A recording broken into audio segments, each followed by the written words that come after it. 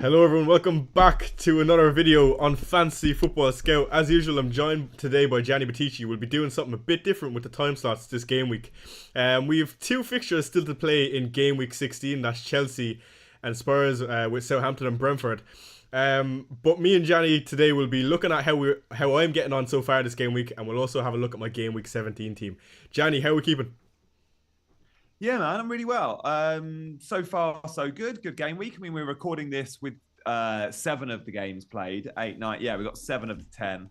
But yeah, man, all good. I'm very much in the festive spirit now. You know, Christmas is here and very close. And yeah, it's a good time of year. What about you? Yeah, I'm all good in my own life, but also my FPL points have started to pick up a small bit. My rank is looking a small bit better. Currently sitting at 400k, which is miles better to what we were weeks ago. We were in the millions. So, Love from that. both a festive point of view, an early present in my FPL rank, hopefully we can keep it going into the new year. But yeah, really enjoying it. So, currently, Looking forward to seeing where your big wins came, man. I mean, I know you had the Bowen captaincy the week before, but yeah, I'm looking forward to seeing where you're at. By the way, as we record this, Man United have gone 2-1 up. So Ahmad has had a I didn't even know goal that. and an assist in the last couple of minutes. That is crazy. So yeah, I mean, let's speak about the United game a small bit. Of course, I'm not catching the end of the game. It was 1-0 by the time I left, and Ahmed was having a storm of a game, and now he's after picking up an assist and a goal. Um, I mean, what are your thoughts on Ahmed for around? I think he's 5.2 million now, is he? Do you know what? There's so many good cheap midfielders this season because we put Ahmad and Enzo as two of the sort of latest bandwagons, right? Enzo last week, Ahmad this. But then we also look and we've got Semenyo's been popular and good. Smith Rowe's been popular at the start of the season and good.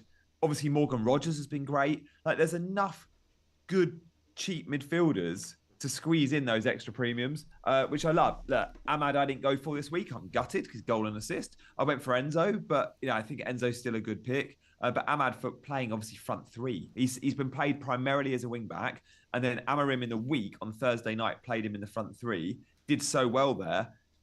Again, he played Mazraoui and Dallo at wing backs against City and played Ahmad front three and, left Rashford and Garnacho out the squad. So he is proper high in the pecking order of Amarim's sort of attacking threats, isn't he? Yeah, and also Garnacho and Rashford not with the squad. I didn't know what to make of that personally. Me owning Garnacho, who got a price drop during the week as well, so he's one I'll be getting rid of. This stream, I've also made it a small bit more interactive. I've got it so you can see my screen for the transfers point when we're on that for Game Week 17. But for now, let's move on to how I'm getting on this week so far. So in front of you, oh, I don't have that in front of you just yet. One sec. Okay, now in front of you, I've got my Game Week 16 score. We're currently on 54 points. Like I said, we're currently 420k live rank. And my points this week have come from double Arsenal fence, 6 points from Rhea, 9 from Gabriel with the 3 bonus. Trent, of course, blanking. 15 points Hall from Hall. Is it 15 or 12? I didn't check after bonus, which was 15. absolutely, Yeah. 15. So 2 assists, maybe 1 dodgy assist. I'm sure there are a lot of people speaking about that, and maybe rightfully so, but at least it's gone in my favor this time around, I suppose. One sec. I don't know what is after popping up on my screen. What is this? Okay, no, I'm I back. can't see it, but I'll Okay. feel when you sort the tech out. No, we're I back. mean, Lewis Hall is not a player I even knew you had, mate. Like, since when did you own Lewis Hall? I guess he was. I Your brought him in transfer this week. I own Lewis Hall, and I've owned him for ages, and he's been getting loads of blanks. And look, I was obviously delighted to get a big return, but for you, mate, it's all about timing in FPL. You've not had all the 2-pointers that I've had from Lewis Hall. I've only owned him 3 weeks, I think, maybe 4. And it was Hall. I went Hall when everyone else went 8 NOURI, so probably 3-4 weeks. Yeah, man, perfect timing for you. Straight in with a 15-pointer. That's huge. Yeah, I mean, the timing has always been the big thing for me as a manager. I don't know why. I'm the jammiest manager ever when it comes to transfers, I'll be honest. Like, about That's 4... the skill, man. Yeah, That's the skill. 4 game weeks ago, I got rid of 8 Nori, and then we saw this game week, of course, how unfortunate managers were with the red card incident. What did you make of that? What, with 8 NOURI's red? So, Yeah. yeah, I mean, it's interesting because I think we all looked at Wolves at home to Ipswich. and the vast majority had that as a Wolves win or a draw. Like no one really backed Ipswich to go and get the win. So fair play, because Ipswich were the better team. NOURI has been a dreadful source of clean sheet hope, right? Like Wolves are the leakiest, softest back line. But people bought NOURI for attacking returns, but he hasn't really massively, like, yeah, you've had an occasional assist, but he was on that tightrope of 4 yellow cards. He goes and gets sent off anyway, so he's going to be suspended, but the 4 yellow cards will continue when he's back. So he's still going to be on 4 yellows, I think. And then obviously there was massive Cunha gate as well. Like we don't know what's going to happen with Cunha. So we record this. There is a chance Cunha sees a retrospective ban for the push on the Ipswich coach where he's pushing him in the face. We saw Kudus banned for 5 games for a similar sort of incident. So I think we've got to assume, I think it's fair to assume both NOURI and Cunha won't be around next game week. We know NOURI won't be, but I don't think Cunha will be either. So, just running through the midfield real quick. I've got Bowen, Palmer, who are yet to play. I've got Rodgers with a blank, and Mohamed Salah, which was my captain this game week, with 10 points, which I'm not too concerned about, but maybe I'll be wrong after Cole Palmer plays in the next half an hour. I've got a front three of Dominic Solanke, Kai Havertz, and Kuna. Kuna, of course, who picked up a 9-pointer. Havertz with the blank after playing the entire game, and Solanke, who's yet to play. On the bench, we've got Garnacho, who didn't feature. Mikolenko with a 7-pointer again. That's 5 returns in 6 games, I think. And Greaves and Ward, actually, which is to note that he got some minutes because someone came off for Leicester. I can't remember his name. Hermanson, I think is his name. But yeah. Currently on a decent game week. We still have a bit to go with the Palmer captaincy. But I would say so far it's been a good game week.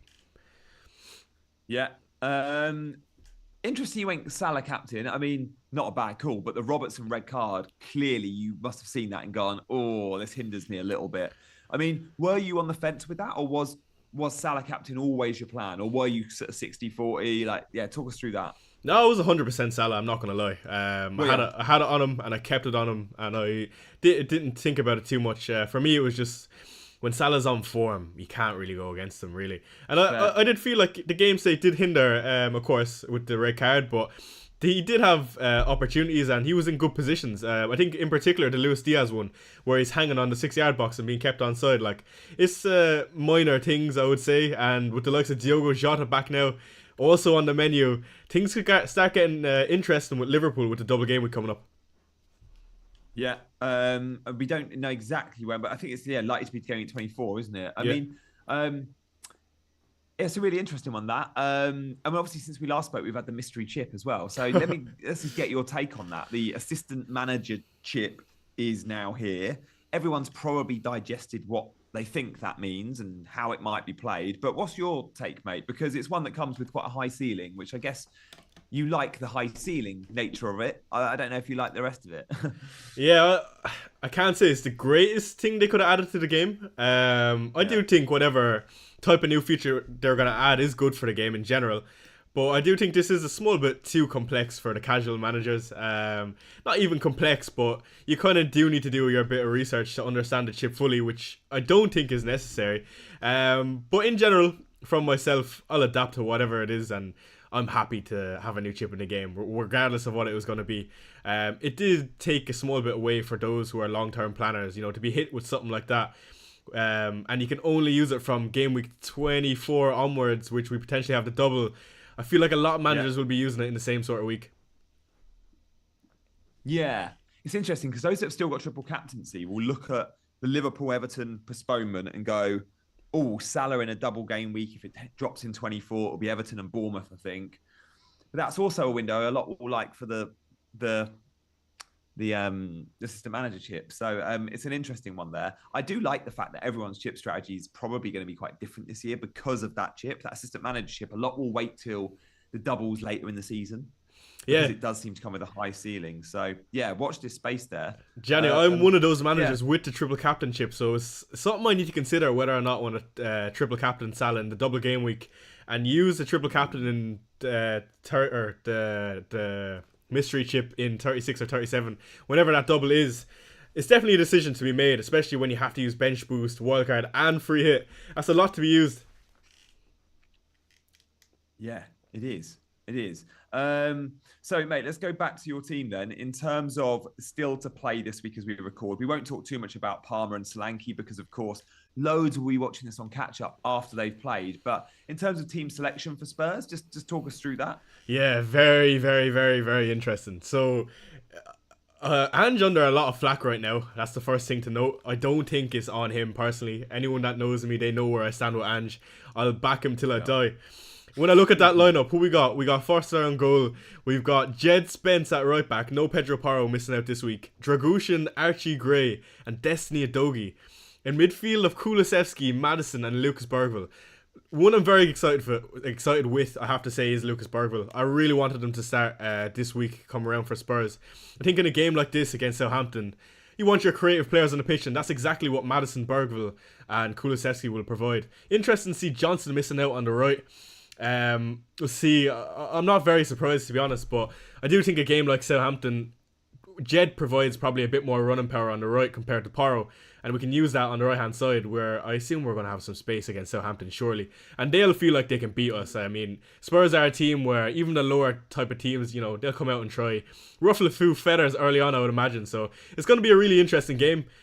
If I could predict what's going to happen starting in 25 minutes, I'm going to say Sonny's going to get on the score sheet today.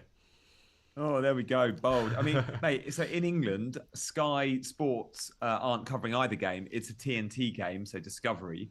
And they've selected Spurs Southampton, not Chelsea. So I, in England, cannot watch the Chelsea game, which is a massive Chelsea Brentford. It's a London derby. Chelsea are flying right now. They're entertaining. I've bought in Enzo. I've obviously got Palmer captain, so I'm a bit devastated about that. But it's still, I get to watch Solanke, who I own. You're a Solanke owner.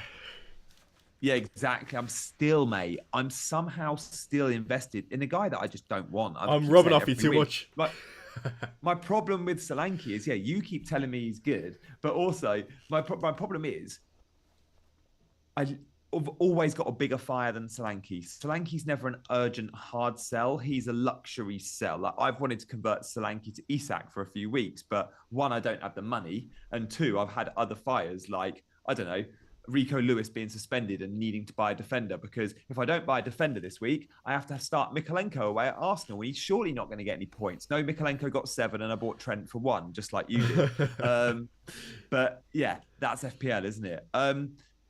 If I didn't, do you know what? If I'd gone after Isak, I wouldn't have got Trent. I would have kept Bruno, and I would have started Mikalenko. So I'd have had Mikalenko, Bruno, Isak, and I had none of the three. So sometimes it's just better than nothing. But your moves, mate, what did you do? You bought Lewis Hall and Trent. Were they your 2 transfers? No, so I actually brought in Trent last week when he got the 2 assists. So great timing again. I can't remember. I brought in... So this week it was Lewis Hall. I had 2 free transfers, decided to only use 1, roll it out again with Kai Havertz because I couldn't afford to go up to an Isak. Kai Havertz instead of Isak has been not an unfortunate swing. Let's be real, Isak is always the better asset, but you almost would sacrifice whatever it take to get in Isak now, but I just can't seem to stretch to him. So very happy with my decisions, considering I'm going into game week 17 with 2 free transfers now. I mean, will we get into the transfer straight away, Jenny? Will I bring it up? Yeah, come on, let's get to it. I want to see how you're shaping up as well, because captaincy is a big one next week. A lot of both of our players are away from home, which isn't great, but okay. So in front of you, I've got my team. So on goal, we've got Raya, 3 at the back, Trent Alexander-Arnold, Gabriel, Lewis Hall, 5 in the middle, Bowen, Palmer, Rogers, Mohamed Salah, and Garnacho, who will make way. Solanke up top alongside Kai Havertz, and Kuna, Mikalenko, and Greaves on the bench. So first off, Garnacho is going. I don't know who yet. I'll tell you what's planned. And also Mateus Kuna, depending on what happens with the ban.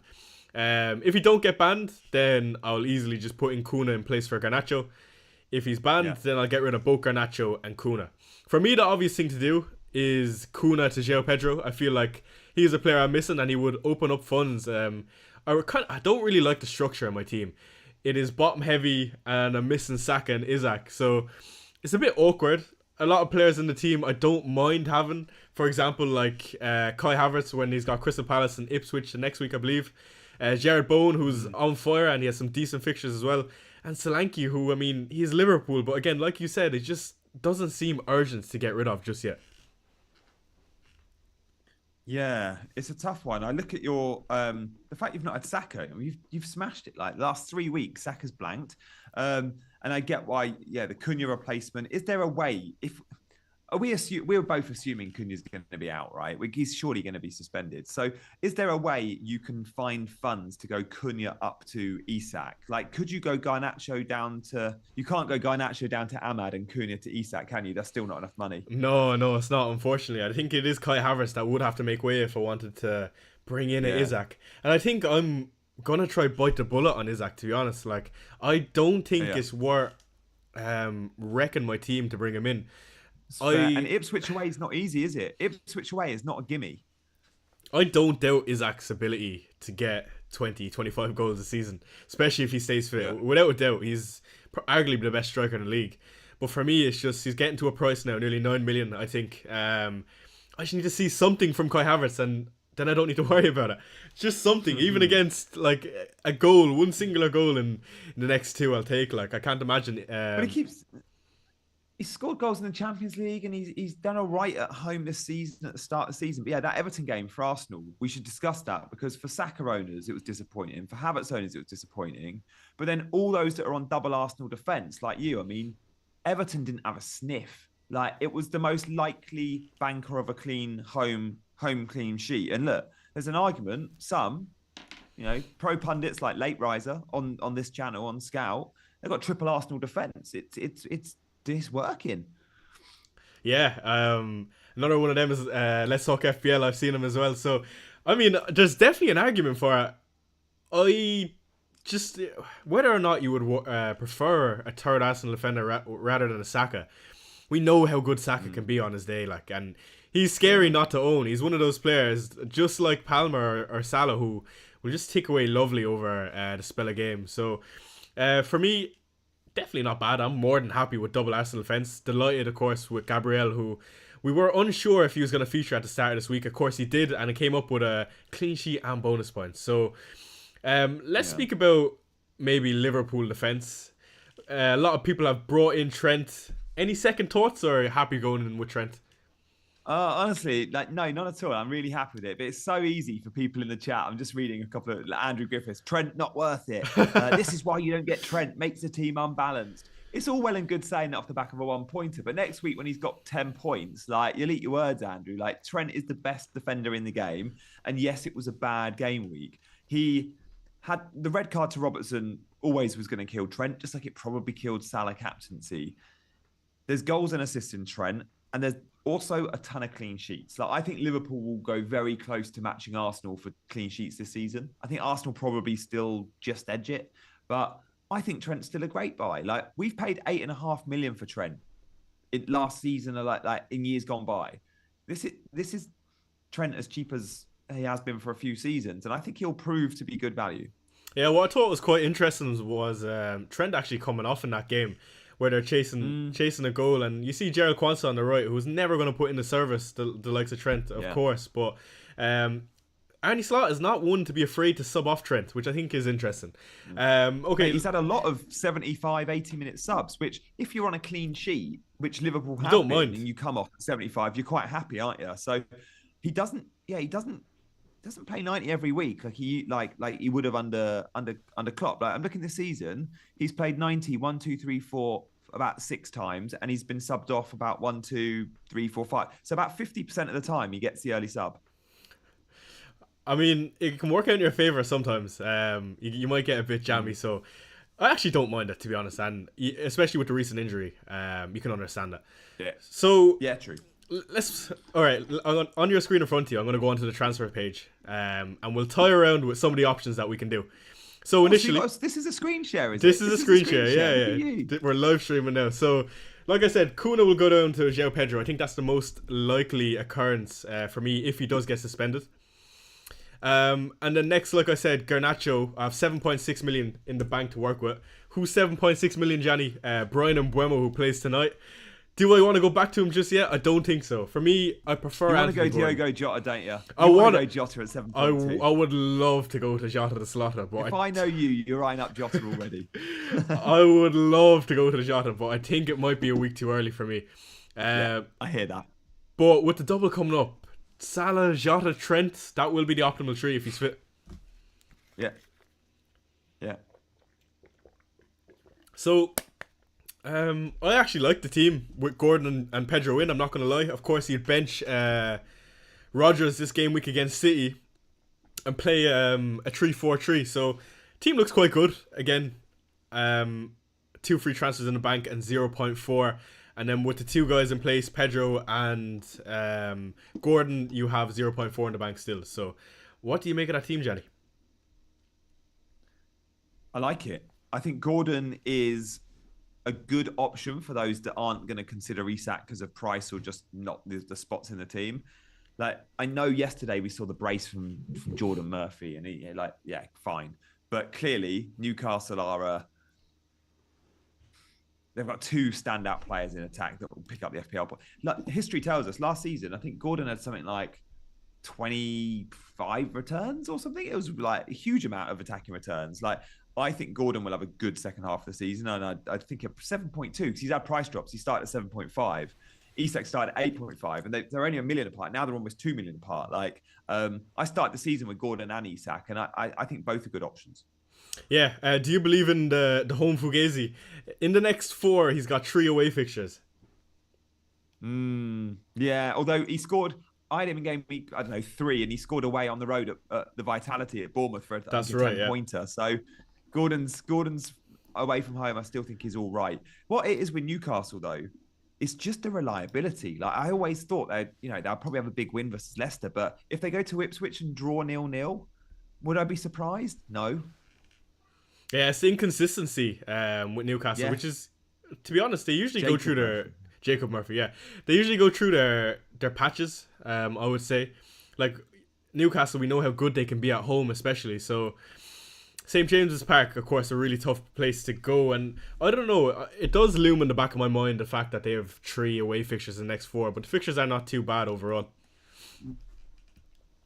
Yeah, they're not bad. They're not bad. And actually, when you look from, was it around game week 20, they really turn good. Like, when you see the fixtures, go back onto them. Is it from game week 21? Wolves at home, Bournemouth at home. That's when I look at it and go, will we feel the need to go Isak then? Yeah, I just wonder, can Gordon fill a spot temporarily with no Isak? You know what I mean? That's what I'm stretching for 7.2 million. Like I said, Wolves at home, Bournemouth at home, Southampton away, Fulham at home. Lovely little run. So, okay, let's move on from Gordon, Gianni. Speak to me about João Pedro. Oh, Ahmad. Oh, go on, João Pedro. Sorry. Let's do João Pedro and then Ahmad. Okay. We've got to do Ahmad. Okay. Mate, João Pedro's disappointed me a lot in the last few weeks. Like, what was interesting for Brighton today was they made a triple attacking sub at like 70 minutes, and João Pedro still stayed on the pitch. So we saw players like Minter and Rutter, they came off. João Pedro's clearly the main man in this team, and he's playing as the number 9. Without Danny Welbeck, it's not his best position. He's a better 10. He likes to play off the 9. And I just think no Welbeck in the last couple of weeks has meant João Pedro's game is a little bit hindered. But Brighton are a good attack, and he is the talisman, and he is the best player, and he's clearly now fully back fixed. We've seen a lot of 70, 79, 71, but we saw 90 today. Like, he's clearly back fit, and the fixtures are there for João Pedro. So I don't mind him at all, man. And the timing is everything. Like, you're happy he's had 4 blanks. No one's looking at him. Absolutely. Just like Lewis Hall. You get That's exactly what it is. You know what I mean? So hopefully he gets a price drop potentially. I doubt it. But yeah, no, that's what it is. It's all about the timing, and let's see if I can do it again. Definitely on my mind. Okay, let's speak about your boy Ahmed. Let's bring him in real quick. Man, I've been flogging Ahmad hard for weeks. I was asked to put a differential when I went on the fantasy show 2 weeks ago. I called out Ahmad. He was my differential of the week. Yesterday on Sky Sports News, I was asked for a differential. I went, can I do Ahmad? Yeah, different channel. I'll do Ahmad. I've been flogging him hard, and regrettably, he's not in my team. And you know what they say with content creators? It doesn't count unless you own them. Like, you can't take the credit for someone unless you own them. And I absolutely get it. And I bought Enzo, so let's see how Enzo gets on. But I want both. Like, I think I'll probably end up owning Ahmad and Enzo. Like, He's class. He is the live wire in this team. Whether he's playing wing back or front three, he offers something like that. I think a lot of the United attack don't offer raw pace, which sure Rashford's got, but then together with his pace, he's got the work ethic and he'll track back, which Rashford doesn't have. He's got a trick. His football intelligence is really good. The way he won the penalty was so smart. He can finish, and most importantly, he's 5 million. Like he's nothing, you know. Yeah, exactly. So the expectations don't need to be that high. What I think is the most interesting is over the last 6 or 7, he's got 590s, 145. I mean, that's brilliant. And I just think, I don't know what's happening with Garnacho. I did see a bit of arrogance from Garnacho. I think it was last week on his Instagram. I don't remember exactly what it was, but Ahmed is clearly the favourite and decent fixtures for United. Interesting to see that you have Enzo and you're considering Diallo. Do you also have Rodgers? I do. Do you know what? It's my route. But if I go there, if I go to Haaland in a couple of weeks, my route is to have all 5 million enablers. I'd only be getting Ahmad if I do have a route to Haaland. So I'm thinking Solanke to Haaland in a couple of weeks. He's got Villa, Everton, Leicester. Like the entry point of Everton at home is good. If not, Leicester away is also good. And I'm just thinking to get Haaland in, it would mean downgrading it. Go Solanke to Haaland and Saka to Ahmad. And I know Saka's great, but if we think Haaland's going to outscore Saka, then it's worth considering. I'm not committing to that idea of Haaland in, but he's definitely on my mind. And Speak to me about Haaland. He'll be on yours. Yeah, absolutely. Something I looked at. I mean, today he didn't offer much, but City are going to start scoring loads of goals, and we know Haaland. It's kind of it's not an if, it's a when. Yeah. And I just think that when is only a week or two away. Yeah. Are you thinking the same? Yeah, I'm just trying to think, looking at my own team, how do I get to him? Like, if I put the players in place that I have now, I need to make up 8.6 million, providing I downgrade Kuna. Alright, let's say I do Havertz to... I just think it's very, very unrealistic I'm able to afford someone like him unless I really shatter the structure I have. And with Trenton and Gabriel and Raya, I think it's almost impossible unless I move down a Palmer or a Salah, which I don't see happening. I hear you. I massively hear you. And a week or two ago, or 3 weeks ago when I bought Saka in, I looked at it and went, I got Saka, Palmer and Salah. That's my 3 for the festive period. And I don't think that changes. I'm talking about Haaland kind of in a couple of weeks' time, maybe. But let's see how Saka gets on. I mean, what do you make of the Arsenal fixtures for Saka? Like, take the next 3, 4, 5 game weeks. Are we happy with Saka? And I know you don't own him, but do you feel the need to buy him? You'd be more than happy to have Saka in that fixture run, in my opinion, if I had him. Of course, I've got Kai Havertz, which is definitely less appealing. Looking at it now, away to Crystal Palace, home to Ipswich, away to Brentford, away to Brighton, home to Spurs, home to Villa. Tough games. Maybe it's not the best run, is it? Yeah. It's not the best looking at it, it's a bit more difficult than I thought it was. But for me, owning Kai Havertz, what I want is something from Crystal Palace, and you'd hope for a bit more in the Ipswich fixture, and then I'll be looking to get rid of him. For who, that will decide what I want to do. I think in terms of if I want to bring in Haaland, of course, bringing down a Kai Havertz would be one step forward to making funds for the big man. So let's see. A lot can change in the next few weeks with injuries and everything with the UCL game. So I'm more than happy because I have 2 free transfers and 0.5 in the bank currently. Yeah, nice. Mate, we've gone at our same time slot as normal this week because of the lateness of the games or whatever. So we've got a slightly lower audience, but I'm guessing loads are going to watch on catch up. If you are watching on catch up or if you're watching live, we would love you to support by just hitting that like button. That'd be awesome. Helps the algorithm and all that jazz. Chai is doing a screen share. Have you got 2 monitors then, Chai? I do, yeah. I've never done a screen share myself, but you might see behind me on my pool table. I've just bought a monitor, so I'm going to try. And I'm honestly, it's been there a week. Like me setting up a monitor is going to take me a month, and then probably 2 months to work out how to screen share. But yeah, looks good, man. Yeah, give me a bell. Anyway, so Gianni, one thing we need to touch on is captaincy. Rank me your 3 captains for this game week, and I'll give you mine. Oh, Honestly, do you know what? This time last week, I think you said Salah and I said Palmer, and we both stuck with them. So I do think these early captaincy calls, probably you and I are probably two managers that don't get swayed that easily in the week, and we probably don't think about EO much and FOMO much. So yeah, what we say in these streams, guys, with our captaincy thoughts usually sticks. I don't know. I mean, Saka's away at Palace, Palmer's away at Everton, and Salah's got Spurs on the road. But again, a lot comes down to how Chelsea play today, I think. At the moment, I'm on Palmer. Second to that, I'm on Salah, and third, I'm on Saka. They are my three.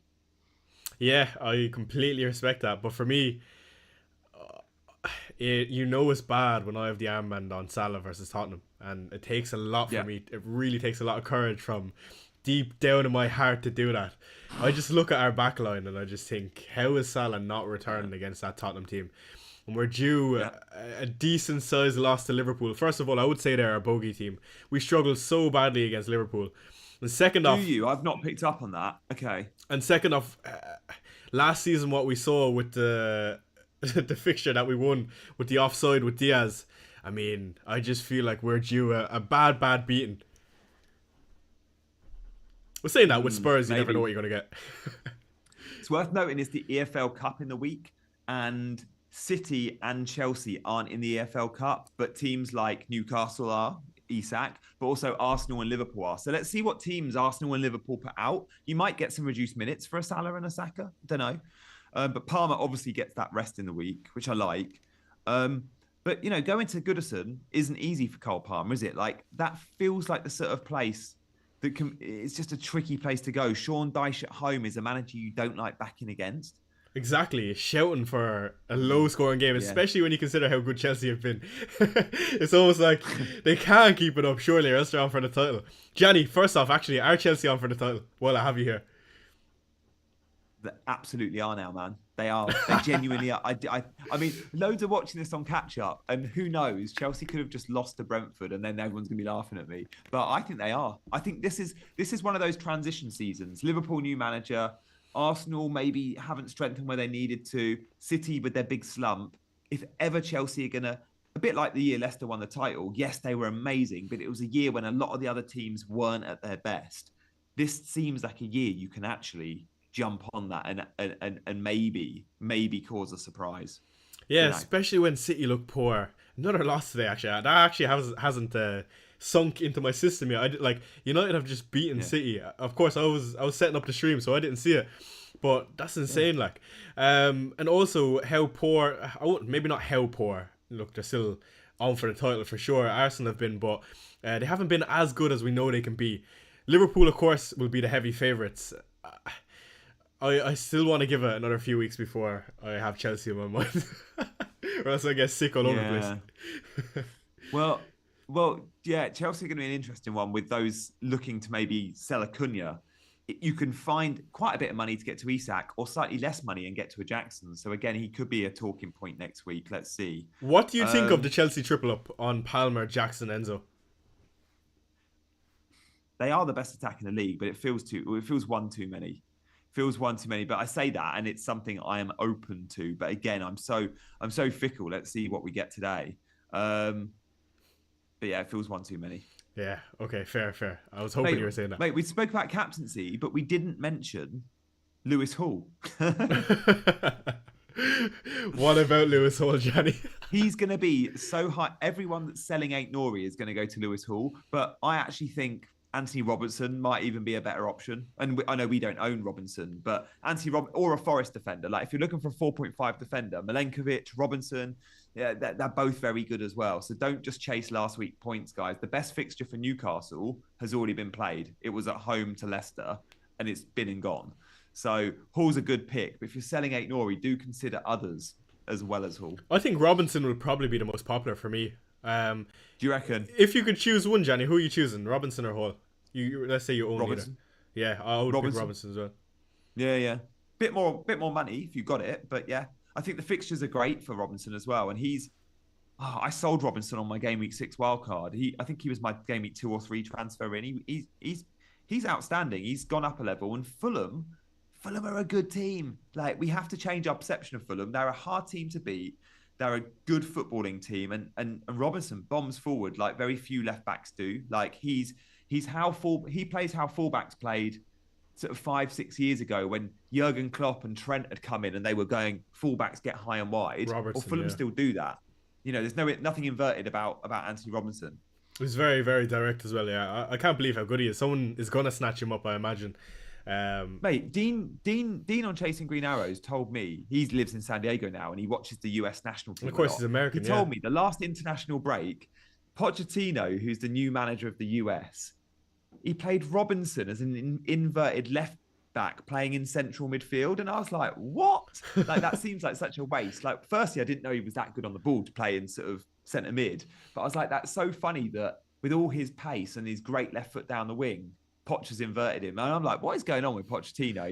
He was rubbish at Chelsea. He was rubbish at PSG before that. And now he's making these weird decisions like putting Robinson as an inverted fullback. Whatever next. It's definitely interesting. Do you think someone's going to sign him up, Gianni? I know we're getting a bit sidetracked here, but... No, I think he'll be in high demand. And look, Liverpool are shopping for a left back. They've been linked with Kirkes. Liverpool for January, according, again, something Dean told me. But I'd have thought a lot of good Premier League clubs, even Man United, who will need a left wing back, will be looking at Robinson. Absolutely. I 100% agree. Another man that I think is potentially going to have a move, and I know we're not talking about FPL here, but Alexander Isak. Surely it's time for him to move on. Yeah. No disrespect to Newcastle.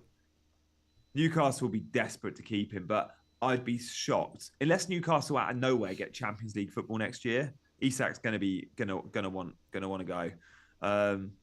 So yeah, I'd be surprised if he's at Newcastle next year. Actually, if he continues scoring bangers as well. If you're Isak, are you joining Arsenal or Liverpool if you had the option? I think I'd join Liverpool, but I think Arsenal need him more, and therefore Arsenal might move heaven and earth to get him. I would agree with that. I completely agree with that. Yeah. Okay, let's do a quick summary of my team. So, like I said, 0.5 in the bank, 2 free transfers. I think it is almost positive. I'm almost positive I'm going to be doing João Pedro and Anthony Gordon in. I mean, Gianni, I don't see any other routes that I like other than moving Kuna and Garnacho on. They're the two for me, man. And if Cunha's fit, you keep him because it's Ipswich or whoever. And you just sell Garnacho.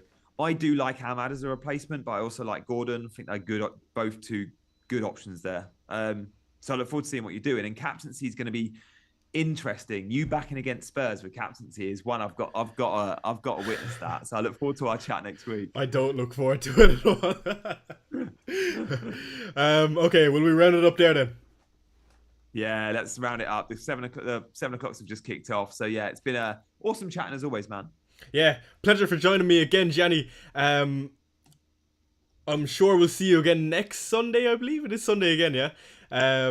Yeah, I guess so. 100%. And before you leave the stream, hit that like button.